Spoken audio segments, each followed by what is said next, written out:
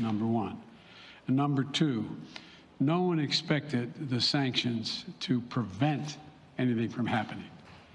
It has to show, this is going to take time, and we have to show resolve so he knows what's coming. And so the people of Russia know what he's brought on them. That's what this is all about. This is going to take time. It's not going to occur. He's going to say, oh, my God, these sanctions are coming. I'm going to stand down. He's going to test the resolve of the West to see if we stay together, and we will. We will, and it will impose significant costs on him. Will he go beyond Ukraine, sir? Do you see him going? Yes. Thank you. Two topics, just really quick. First, markets are down and gas prices are up. I know you always stress the difference between Wall Street and Main Street, but everybody seems to be in for some economic pain. How economically painful is it going to get for people in this country? And I do have one more question. First of all, there's no doubt that when a major nuclear power attacks and invades another country, that the world is going to respond, and markets can respond all over the world. So there's no doubt about that, number one. Number two, the notion that this is going to last for a long time is highly unlikely as long as we continue to stay resolved in imposing the sanctions we're going to impose on Russia, period. What's the next question? I'm sorry. The next question is, did you underestimate Putin, and would you still describe him the way that you did in the summer as a worthy adversary? At the time, he was, I made it clear, as an adversary, and I said he was worthy. I didn't underestimate him. And I've read most of everything he's written. Did you read it? I shouldn't, I'm not a wise guy. You heard the speech he made, almost an hour's worth of speeches, why he was going into Ukraine. He has much larger ambitions in Ukraine. He wants to, in fact, reestablish the former Soviet Union. That's what this is about. And I think that his ambitions are completely contrary to the place where the rest of the world has arrived. And with that, with his ambitions, you're confident that these devastating sanctions are going to be as devastating as Russian missiles and bullets and tanks?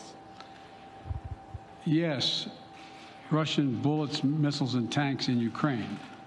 Yes, I am. Thank you, President Biden. If sanctions cannot stop President Putin, what penalty can? I didn't say sanctions couldn't stop him. But you've been talking about the threat of these sanctions for several weeks now. Yes, but the threat of the sanctions and imposing the sanctions and seeing the effect of the sanctions are two different things. They're two different things. And we're now he's going to begin to see the effect of the sanctions. And what will that do? How will that change his mindset here, given he's attacking Ukraine? Because it will so weaken his country that he'll have to make a very, very difficult choices of whether to continue to move toward being a second-rate power or, in fact, respond. You said in recent weeks that big nations cannot bluff when it comes to something like this. You recently said that the idea of personally sanctioning President Putin was on the table. Is that a step that you're prepared to take? And if not, it's not a bluff, it's on the table. Sanctioning President Putin?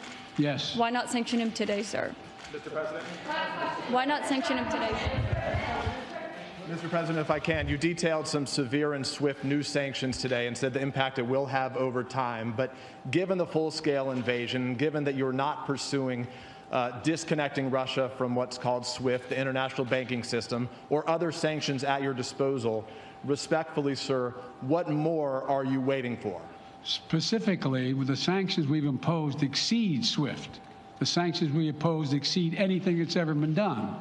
The sanctions we imposed have generated two-thirds of the world joining us. They are profound sanctions. Let's have a conversation in another month or so to see if they're working. Yes. Can I ask you about Zelensky? Sir, you spoke to Vladimir Zelensky yesterday, sir.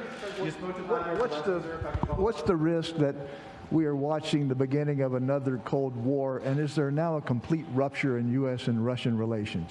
There is a complete rupture right now in U.S.-Russian relations if they continue on this path that they're on. And in terms of a Cold War, that depends. You have the vast majority of the rest of the world in total opposition to what he's doing, from Asia to South America to Europe to around the world. And so it's going to be a cold day for Russia. The idea, you don't see a whole lot of people coming to his defense.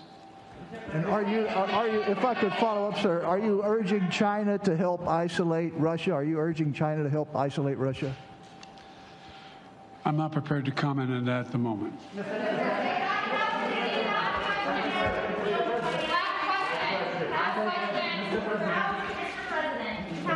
No. Yeah. No. He's had his hand up a long time. Thank you, Mr. President. How concerned are you that Putin wants to go beyond Ukraine into other countries, and the U.S. will have to get involved if he moves into NATO countries? Well, if he did move into NATO countries, he will be involved. We will be involved. The only thing that I'm convinced of is if we don't stop now, he'll be emboldened. If we don't move against him now with these significant sanctions, he will be emboldened. Look, you know, well, anyway. And can you talk anything more about your conversation? Mr. President.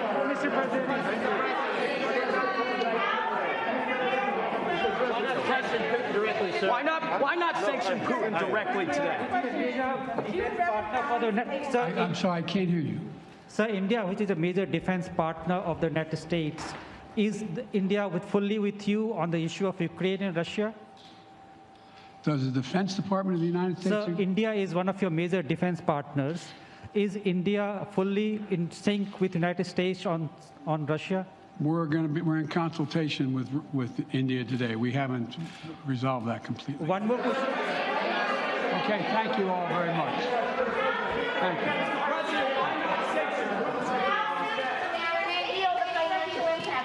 And there you have it, the President of the United States making remarks about tough new economic sanctions, but holding back on what would be the SWIFT sanctions, essentially international banking sanctions that are considered the mother lode of sanctions, or personally sanction Vladimir Putin himself.